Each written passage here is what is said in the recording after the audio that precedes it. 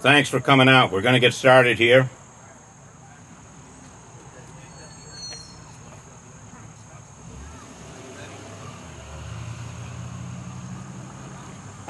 Post colors.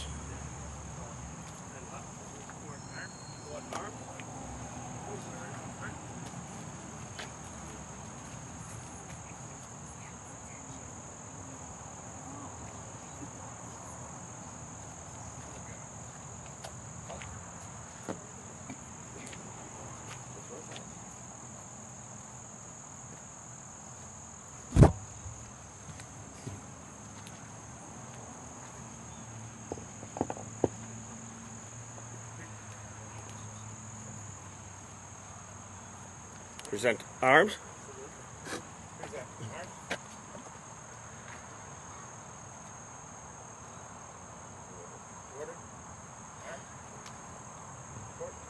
What arms? Left face.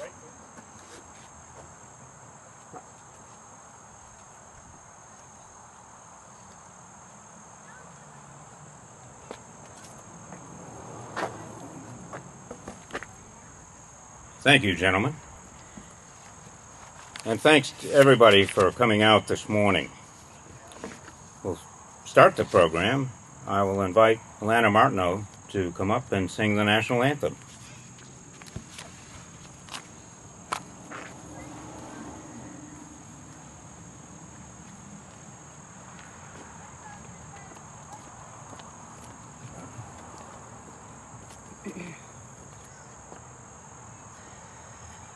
Oh, say, can you see by the dawn's early light what so proudly we hailed at the twilight's last gleaming, whose broad stripes and bright stars through the perilous fight o'er the ramparts we watched were so gallantly streaming, and the rocket's red glare, the bombs bursting in air, gave proof through the night that our flag was still there. Oh, say does that star-spangled banner yet wave o'er the land of the free and the home of the brave?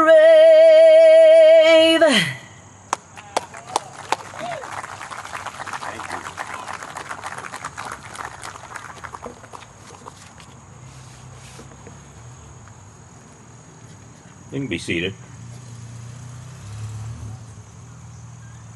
So, welcome to the rededication, I'm calling it, of this Veterans Memorial.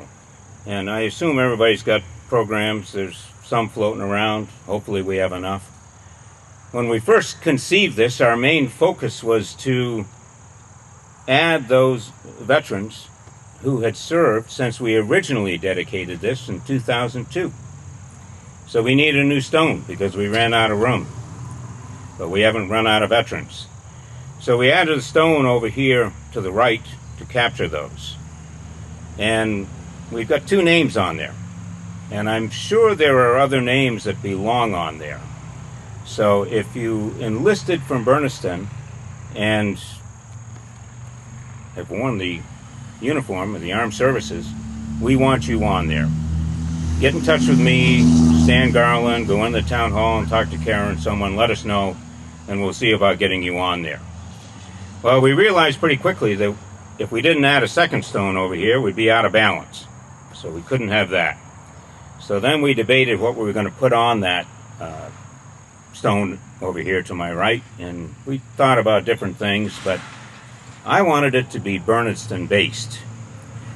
So what I did was I took a letter that was read by Bernardston veteran Leonard Eastman, in 2002 at the original dedication, I took a chunk of that letter and I put it on that stone. And then I found, I don't know how I did it, but I found the original proclamation that the selectmen made in 1862, pledging their support to President Lincoln in the Union. And I took a chunk of that letter and I put it on that stone. So if you haven't seen it, I encourage everybody to come back afterwards and check out this memorial. To say that a project of this nature gets involved would be an understatement. Fortunately, I had a great team with me all the way. Early in the process, we learned that we might be able to receive some support from the Veterans Heritage Grants that would soon become available.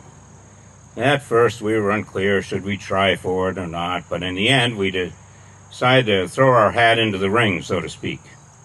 Now, this turned out to be one of the smarter things that this committee did, because it put us in touch with Blythe Robinson, Capital Strategic Solutions. Blythe was just what we needed, and she flawlessly guided us through this process, pushing us when we needed it, and sometimes we did, but in general, thinking of things that we didn't even know enough to think of. In the end, due to her leadership, we got that grant. Blythe is with us today. Blythe Robinson.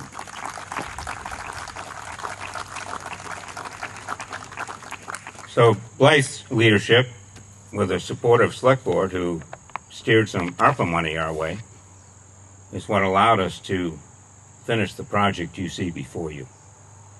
Now, I also want to thank our corporate sponsors, Greenfield Savings Bank and Franklin First Credit Union, for their corporate donations. Now, there's plenty more people to thank, and I'm hoping I haven't forgotten anyone, but I'll get to those at the end of the program.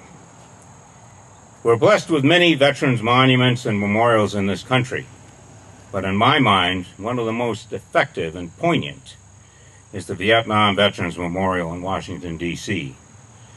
Dedicated in 1982, the wall contains the names of 58,318 young Americans who died in that conflict. Think about that. 58,318. I've been to the wall many times, and it's often littered with the letters and notes left behind by family members. Sue Shedd will now read one of them, a letter written by a mother to her son.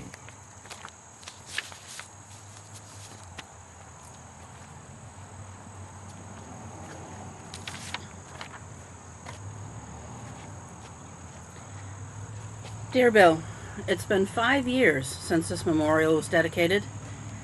5 years since my heart again broke as your father and I found your name on this black wall. I cannot tell you the pain I suffered as I saw your name, William R. Stocks. But this wall and the Vietnam veterans have helped erase the lonely years since your death, when we thought we were all alone in our grief. And Vietnam was only a dirty word, and those who fought and died there should be firmly put in the past. I am proud of all the ways I have had to wake others up to the pain that loved ones suffer from losing our young men and women in that senseless war. But dear God, I would rather see your laughing face come in the door, with a couple of grandchildren for me to love. I know you would have been the best father in the world, and oh, how happy I would be to have a few more grandchildren. Oh, Billy, the tears. The tears, where do they all come from? Most days the memories and pain are bearable, but then a special day comes along, and you know the love you have for your son will always be a part of you, and so will the pain from losing him. So you just give in to the tears and thank God for having you for 21 years. I cannot tell you what the Vietnam veterans do for me, and each hug is a little bit of you. They help us forget some of our pain with their love and caring. There's a picture of Dad and I in the December issue of Good Housekeeping magazine, taken last Christmas Day, when we put a Christmas tree here at the wall for you. You're still in my heart. You're still a part of my life, for you will always be my son. I love you and miss you, Billy. Mom.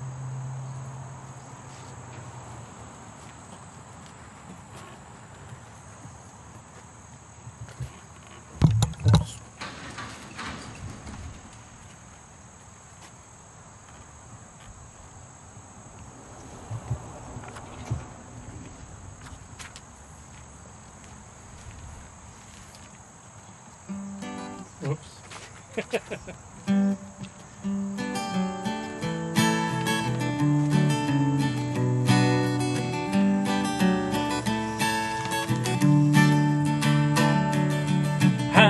many roads must a man walk down before you can call him a man? How many trees must a man go down before he can sleep in the sand? Yes, and how many times must the cannonballs fly before they are forever banned? The answer, my friend, is blowing in the wind. The answer is blowing in the wind.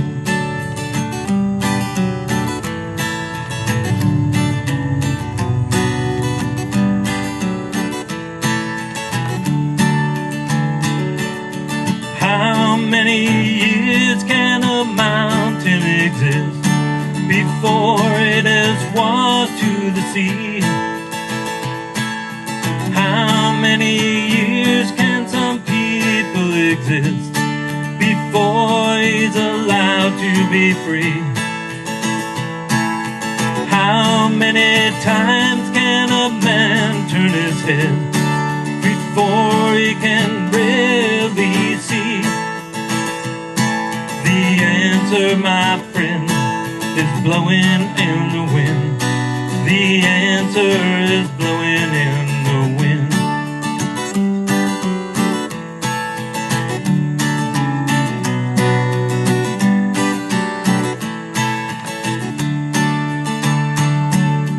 How many times must a man walk up before he can see the sky?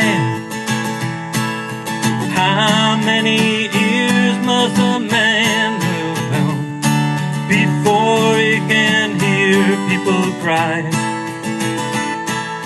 How many deaths till it take till he knows that too many people have died?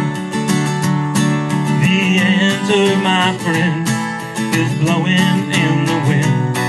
The answer is blowing in the wind.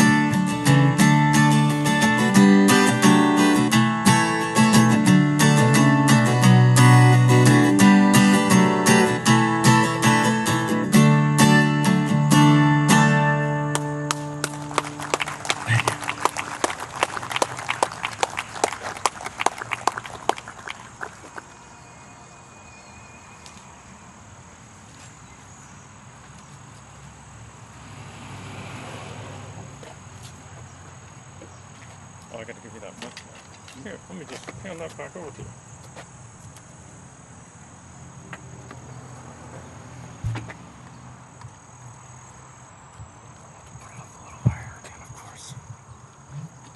How's that? That's Don LaCoy, everybody. Now, over the years, I've been involved in many of these things. I've spoken at a bunch of them, and it isn't really where you want to be to follow a poignant letter of a left at the Vietnam Wall, followed by Bob Dylan. That's not really where you want to be in the program. But I found a guy who can handle it. I'm going to bring up a member of our Veterans Memorial Committee and Vietnam vet himself, longtime active in the American Legion in Brattleboro, and he served this town for 18 years as selectman.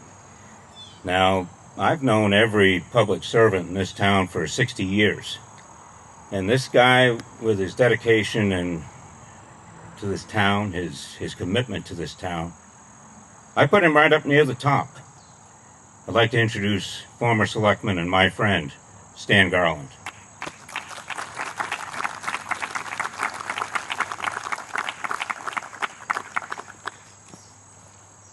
That was a whole lot of crap, huh? Thank you, Marvin, and thank you, Don.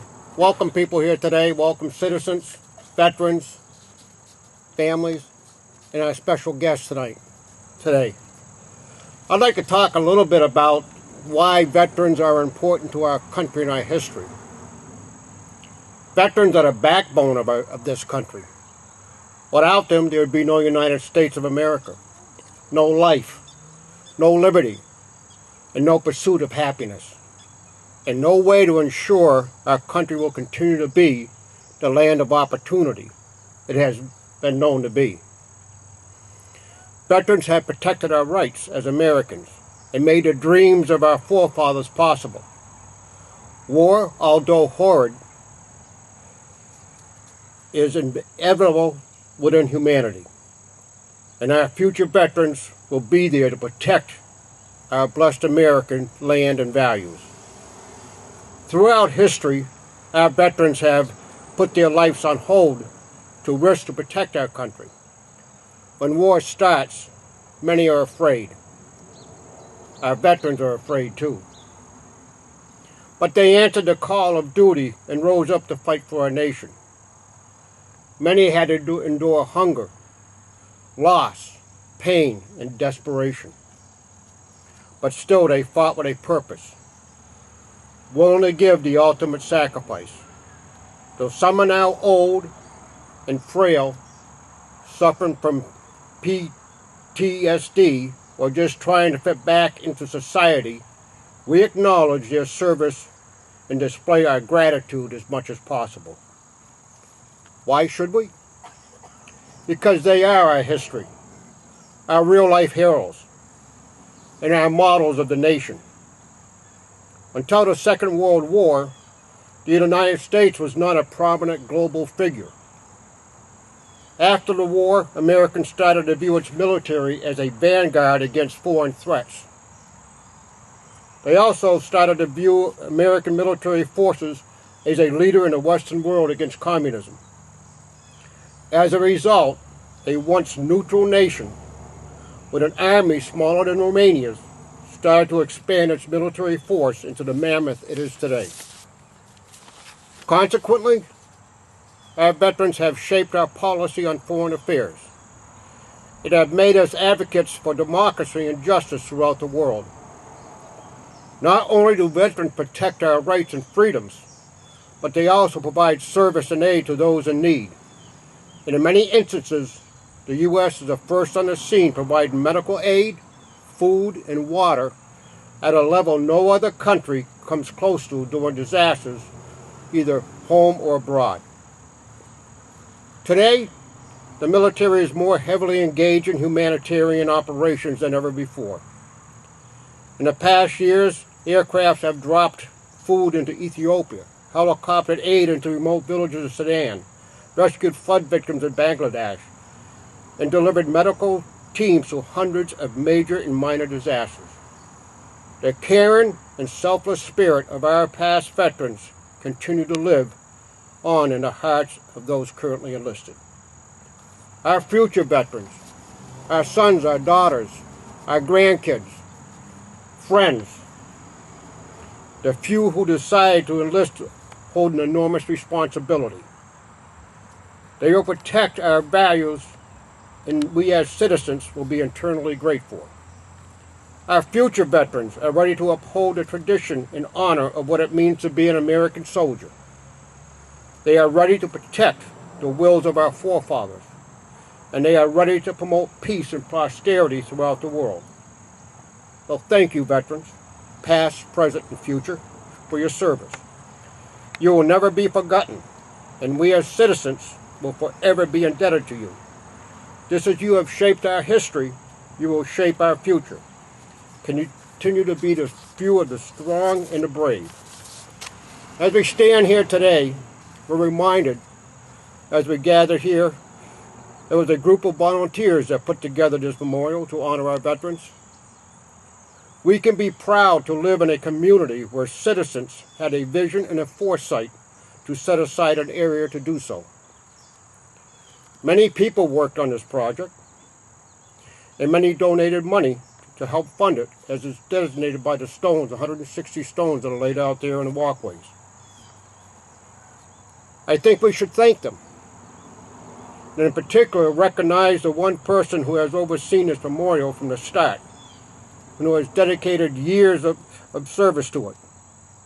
Let's give a big hand to Marvin Shedd for all he has done and continues to do for this memorial future project. Thank you.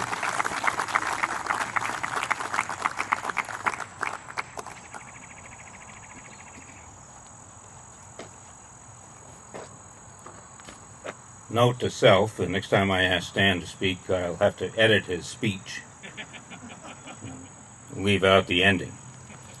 But I appreciate it. As a veterans agent for Bernardston, I see on a regular basis what the folks down at the Upper Valley Veterans Services Office in Greenfield do for our local veterans. And with the recent passage of the PACT Act, which is a real big deal for veterans, their workload has increased substantially. The PACT Act has added a whole list of things that are now covered by the VA. Exposure to burn pits. They've expanded Agent Orange. It's a long list of things. And those folks down at Upper Valley Veterans do a great job of taking care of our local veterans. And I'm very pleased to have the Deputy Director, Stacy Janesco, with us today.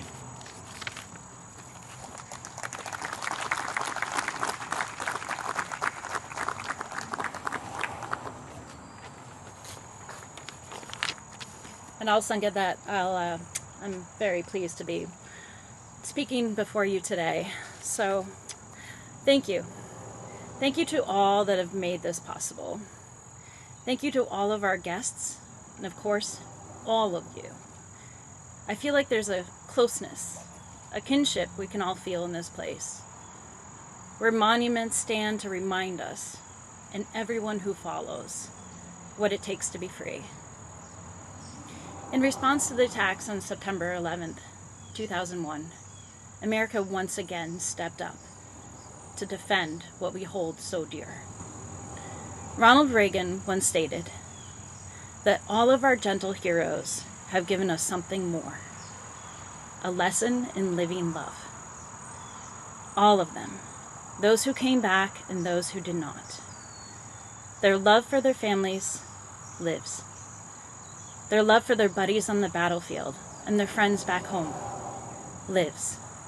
Their love of their country lives.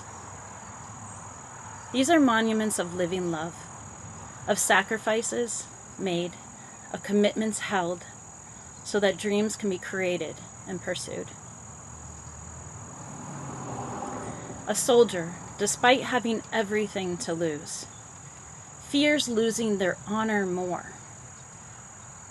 Fears losing that living love more.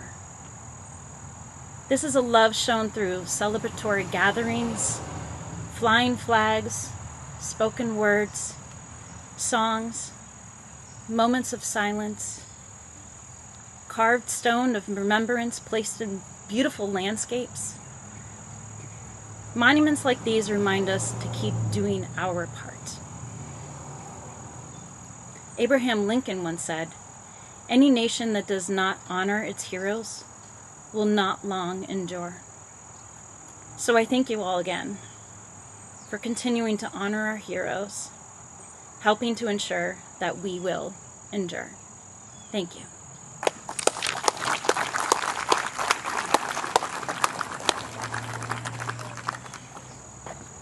Thank you, Stacy. Anybody who follows around my programs or comes to my programs, they know there's a contingent of people I always bring with me. And that's the Fall Town String Band, and today is no exception. So I invite them to the stage, and we're going to do Pete Seeger's "Where Have All the Flowers Gone?"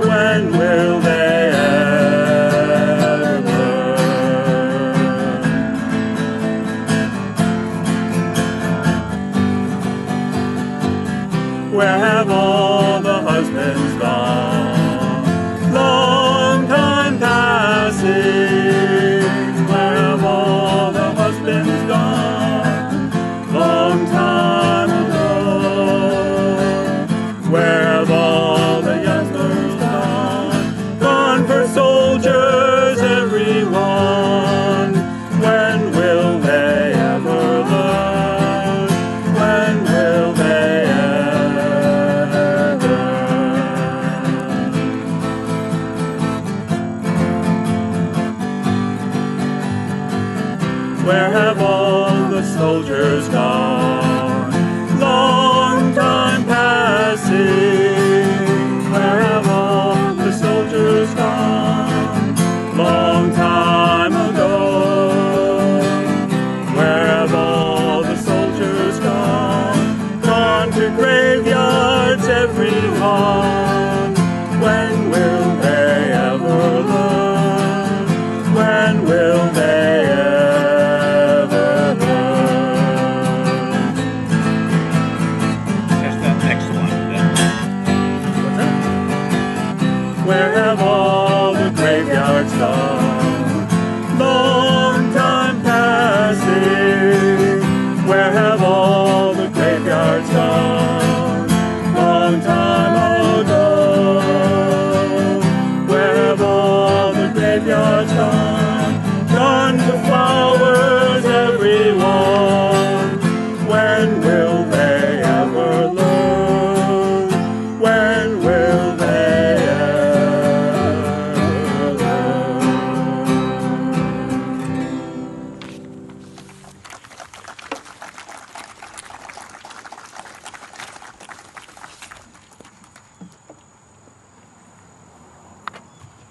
Thank you, folks.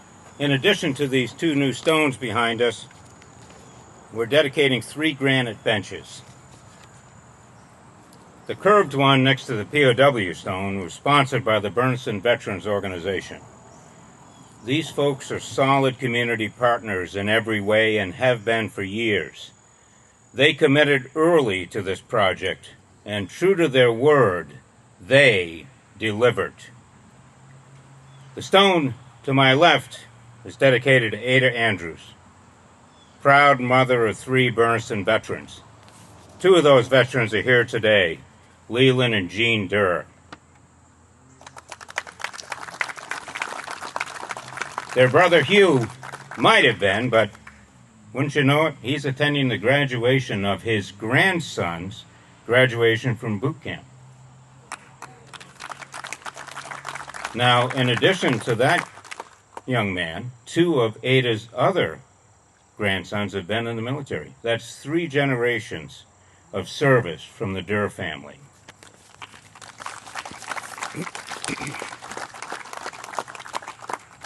The bench to the right is dedicated to Luella Barber Atherton, who for many years worked to preserve and display Bernardston's history. Now, Luella and I worked on many projects over the years, and yes, sometimes we butted heads. But I always knew that she had the best interests of this town at heart. And her family and mine go back a long, long way in this town, so we work together. Matter of fact, when Blythe suggested that we could use some letters of community support, Luella was the first one I called. She said, "I'll do it," and I hung up the phone. 10 minutes later, she called me back. She says, "It's ready. Come get it." That was Luella. Now, if she were here, she would be motioning me or urging me to mention the Historical Society across the street, the museum. So, folks, there's your reminder. When you have a chance, go across and check out the museum. It's Lou's pride and joy. Now, if you keep up on what's going on around the valley, the state, and the country, this next guy I'm going to bring up will be no stranger to you. As a political junkie, I've been following him around. Well, I haven't followed him around, but I followed his career since he entered Congress in '97. And then when I learned he used to work with Joe Moakley, man, I knew the guy was good. And he's no stranger to the valley. He's here a lot, working on issues of hunger and a lot of other things. We're very lucky to have him represent us in Congress, and I'm very pleased to have him here today, Congressman Jim McGovern.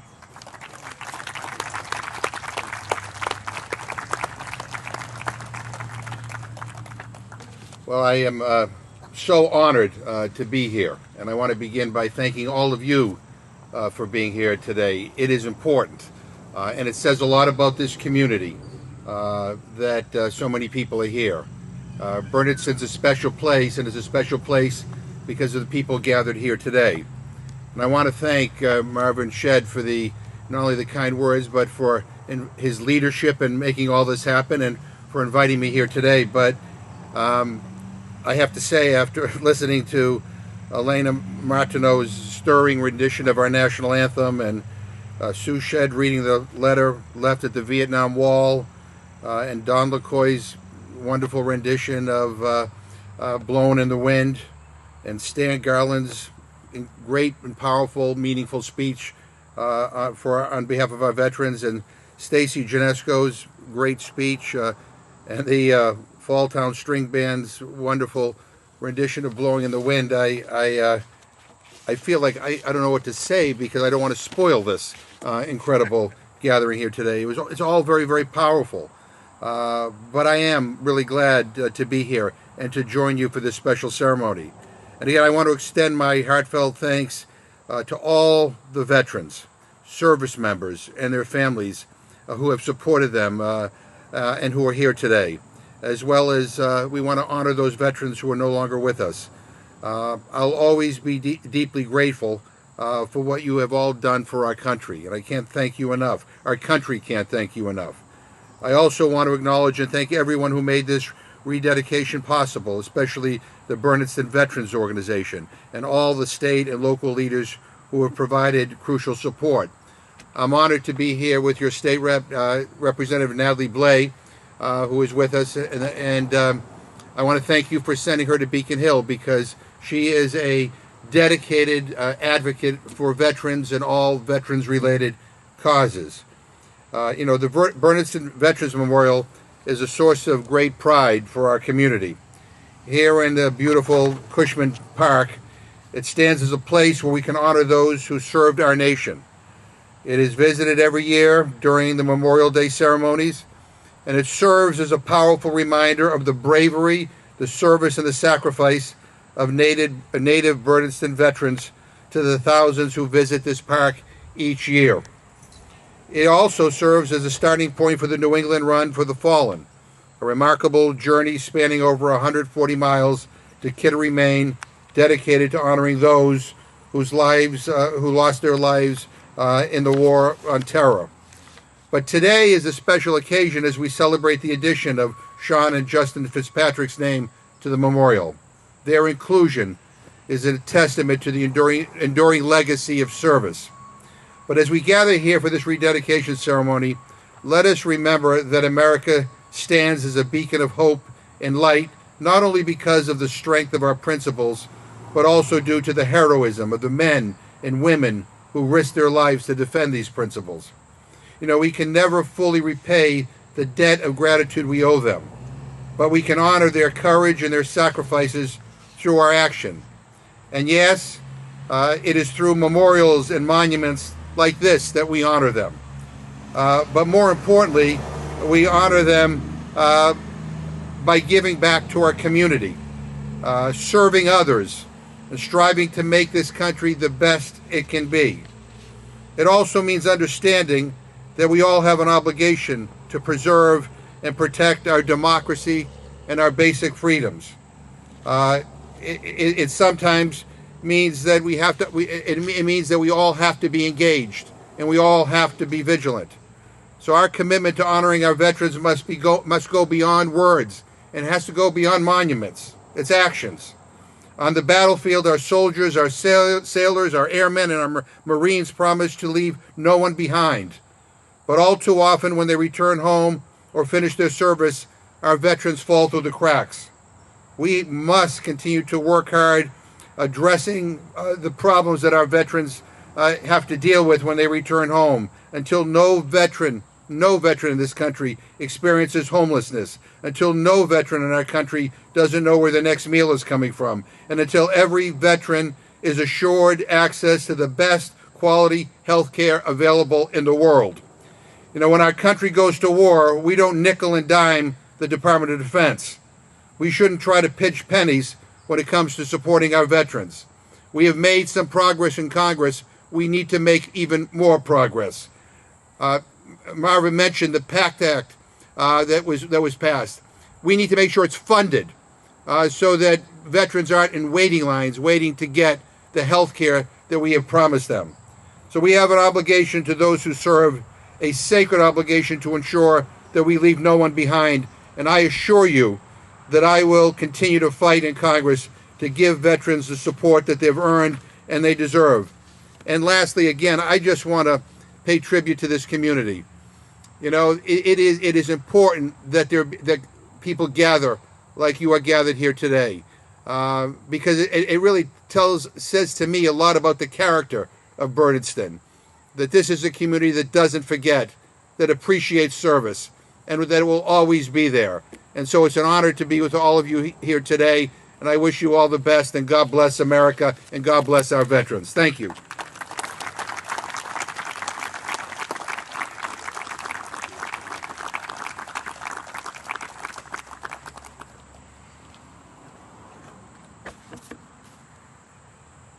Over the years, Bernardston has lost 16 men killed in action. And the Cub Scouts are going to come up and read those names. This will be followed by a 21-gun salute and taps. Then I'll come back for some final remarks. But while the Cub Scouts are coming up to assemble, I want to remember 3 people who were important parts of the team when we first built this monument. Don Williams, the architect, who served in the Pacific in World War II. And George and Bucky Dole, the contractors. All 3 of these men have passed away in the last few years. And I couldn't have had anyone better than these 3 individuals in their respective roles. They took ideas that we had on paper and made them real. Each of these men have passed on, but I honor their contributions and their memories today. So we've got the Cub Scouts with us, and they are going to read 16 names, and I don't think this has ever been done. I've been involved in Memorial Day for 50 years or so. I don't think this has ever been done. I think we've got something new here. So let's give it a go.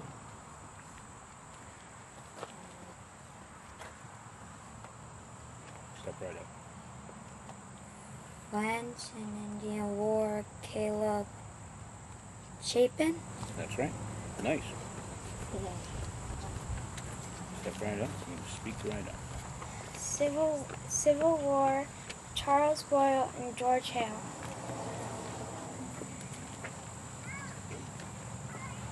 H.J. Hale, James Hale, Lucius Hale. Nice. I'm have to get that up there. Charles Harris, Edward Latrour. I like that. He's not even looking at the thing. Henry Sheldon, Marshall Slade. Nice. James Thomas, George Wiley. Beautiful. George Woodrow, William Woodrow.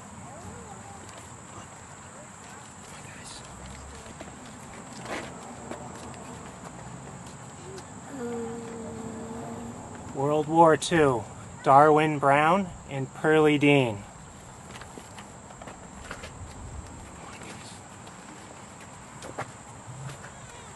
Thank you, guys and gals. Let me see if I've got this right. Now, this is some representatives of Pack 3. We're very glad to have the Cub Scouts here today. Nicely done.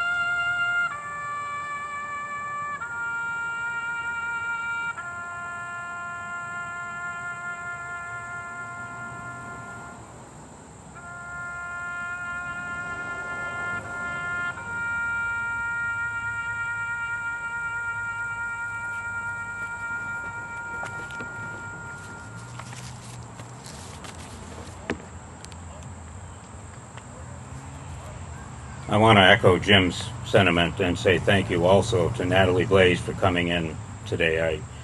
She does a fantastic job for us. We have some of the best representation around, and I'm very grateful to have her here. I mentioned earlier there's a few more thank yous, and when you start doing thank yous, I'm always afraid I'm going to forget someone. But first of all, thanks to all the folks who took part of the program. Don LaCoy for doing sound, Peter Shedd and the fire department for the chairs, the UCB for the podium. Sue's niece Charity has been floating around taking pictures. Michael Shedd for the programs. The other three people who wrote letters of support, Bill Montiglio, Chris DeMars from Upper Valley Veterans, and Chief Jim Palmieri. These community letters went a long way in helping us secure this grant. Keene Monument, where do I start? We had them with us for the first go-around, and we got them back this time, and they're a delight to work with. Two town administrators, previous Lou Bordeaux and Karen Kelly. They know their stuff, and on more than one occasion found their way around what I deemed as a potential roadblock. But most important to me, they left me alone. They never tried to look over my shoulder. They let me do my thing. So for that, I say thank you. Finally, my committee. Stan Garland and Danny Shedd, who would be here, but he's off attending Lizzie's grandmother's funeral.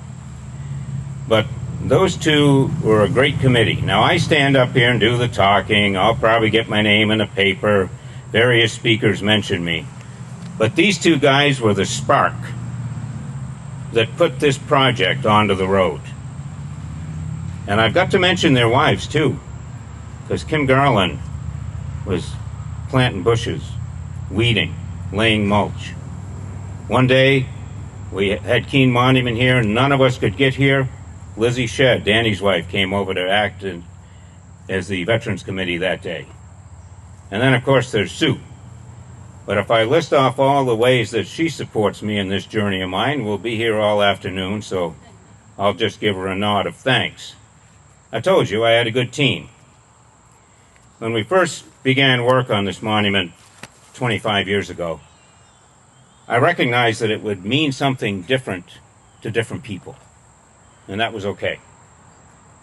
My vision was that it be a place of peaceful contemplation where people could sit and reflect on Bernardston's part in our American history, where people could feel and remember the sacrifice and service of these veterans, but not only these veterans, of their families. And sometimes that gets lost in the shuffle, I think. I wanted people to think about what Ada Andrews felt when she got word that her son Hugh had been severely wounded in Vietnam.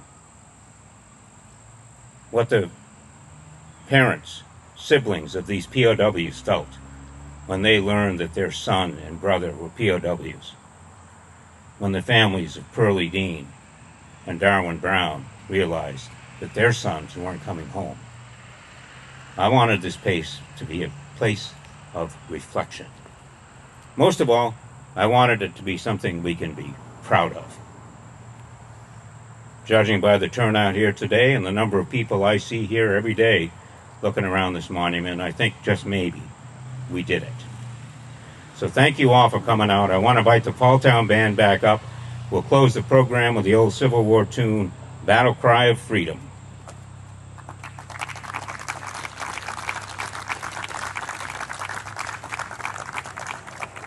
Three times.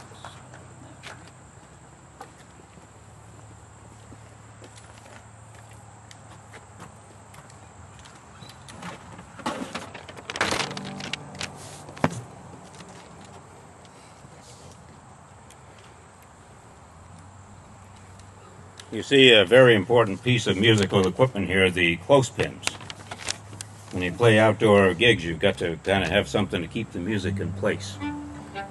Three times.